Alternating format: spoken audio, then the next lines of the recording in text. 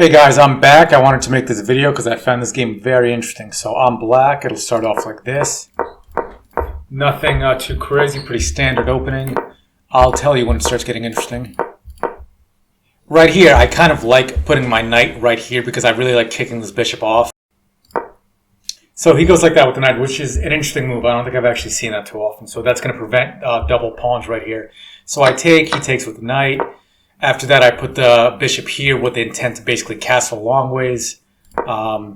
He goes like that, which is again a pretty interesting move. Maybe I would have thought to go here would be a little bit better, but okay, we'll see how it goes. And at this point, I'm kind of committed to destroying his king side because I really want to see how this game unfolds. Right here, there's a lot of level of like unpredictability. He goes like that, which is again a pretty interesting move I found. I'm just going to continue to double up on this side, put more pressure, diagonally put pressure this way, horizontally, maybe put the rooks here, something like that. He goes there, basically connecting his knights, which I found to be a really good move as well. I go like that, which is probably a blunder, with the idea of putting the knight here. But the problem is he could just, he has a free knight, meaning he can take anywhere here, and my bishop's hanging, which is exactly what he does. He takes the pawn. I take back, no real choice. He takes with the queen. At this point, I castle, which is what I wanted to do to begin with. So I love my position at this point. Even though it doesn't look like I'm winning and he's up one pawn, I love this position. He goes like that, which is a great move, basically getting my bishop out of the way, which could cause a lot of problem for him. He's playing, fantastic moves, I think. I take... And the reason I take is because I kind of win either way here. Either the pawns double up, which is bad, or the rook goes here, which is kind of a pretty useless rook. Because once it's on this line, there's just not a lot I could do. It becomes pretty bad. So he does in fact take with the rook. I go like that with the idea to put some pressure here, put some pressure again on the king diagonal. No real plan, but the idea is that there's some pressure mounting. He goes like that to kick me off. Fine, I go back, continuing to double up on the bishop, continuing to just double up on this. Again, I still love my position. He's just going to continue to advance the king side. I mean, on this side, I guess just trying to put pressure here. Not sure why he only moves once, but whatever.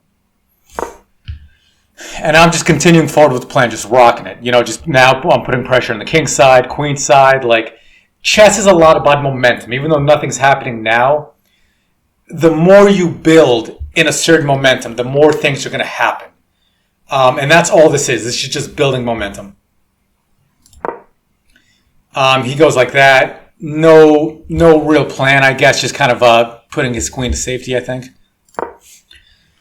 And I'm just, at this point, I love these pawns supported by the two rooks. This is like a beautiful position for me. If I could paint, I would paint like a painting of this position. Because the next move up is devastating to him. I just love this position. He goes like that, trying to do something with his knight. Just trying to do something, because it's so useless right now. I continue rocking it. So at this point, he has to take with the pawn, which is going to open up this side, where the rook is all kinds of trouble for him now. He takes, and at this point, I took with the pawn instead of the bishop, because I wanted this file opened up yet. No plan yet, but I know generally, if this file is open, it's going to be good for me. So that's exactly what I do. He goes there, kind of trying to put pressure on this pawn. Not a big deal. I just, and this move, twofold. One, I protect the pawn here. And the other thing is it gives my queen the ability to go here with the ability to checkmate here. So it gives my queen an open rank as well. So it looks like a pretty obvious move, but it kind of serves two purposes. He goes there again with the idea of doing something with the knight. The problem is it's so useless. I guess the knight can go here, but from there, really nothing to do. And now I'm going to try to double up the rooks with the idea to basically try to checkmate here, or at least put more pressure on. Let's see how that goes. He kind of has the same idea, but what's he going to do? It's pretty useless for him unless something happens here. And here the idea is I'm going to try to put some pressure here with the idea of putting pressure on the knight afterwards. But the other idea behind this is once I put the rooks together like this, he's going to move his king here. And then once I check him, he's going to move his king here. And then if I can take this pawn, my queen is going to be that much closer to attacking his king here, which is what I anticipate. So it's kind of like a dual purposeful move again, which is a theme in chess. If you don't know about, you want to make moves for more than one purpose. If you can accomplish 2 goals with one move, or 3 goals, or 4 goals, that's the idea. Every move you make, you want it to achieve maximum destruction and achieve maximum objectives as much as you can. So here I'm putting pressure on this pawn, and I'm putting pressure to check him here. I know he's going to go here. Queen is going to end up here somewhere, putting more pressure on. He goes like that. It's fine. I continue with my plan. He goes there, just like I said, so at this point, I just continue to try to put pressure on. The idea is to try to go here, maybe to b4, put pressure on this knight. Not a lot of easy ways for him to defend, because if he slides his rook down to e2, I check him, and that's checkmate. So there's not going to be a lot of easy ways for him to defend against checkmate here. And at the same time, his queen is almost forked. He only has 1 square, which is a square that he's on now. So his queen is completely useless. It cannot go anywhere now. Very useless queens, useless rook, useless knight, useless pawns, and king is basically stuck. He goes like that, which is what I thought. I continue to try to put pressure, as I mentioned, on the knight. No real plan yet, but I know the more pressure I put here, the better it's going to end up for me. And here he does that, which is a good move because I can't really take this knight because of his knights. I can't take this pawn, because his knight's there. So I'm just going to continue to steamroll forward by going like that, just getting closer to the king. No specific plan, but as I mentioned, getting closer to the king is a plan in and of itself.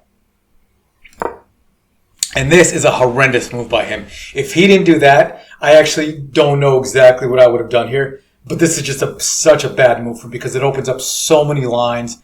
It's going to open up the rook file. It's going to open up the bishop file. I think he does it because he wants to put his queen to a more safe spot. He's going to kick it back here. He really doesn't have a choice because, if he doesn't do it, what else is going to do? His queen is so useless. But again, this move does not help him whatsoever. So I take, of course. He goes like that, and immediately I see a fork here with the bishop against the rook and that. So I see that immediately. I don't have it yet, but I know it's coming up. And so there were a lot of things I could have done here, but I elected to do this, trying to kind of kick his queen off. And maybe if you went to a stupid spot, there's always a check here. I could have also put the rook here, putting some pressure here, but this move I like because I really want to see where his queen goes.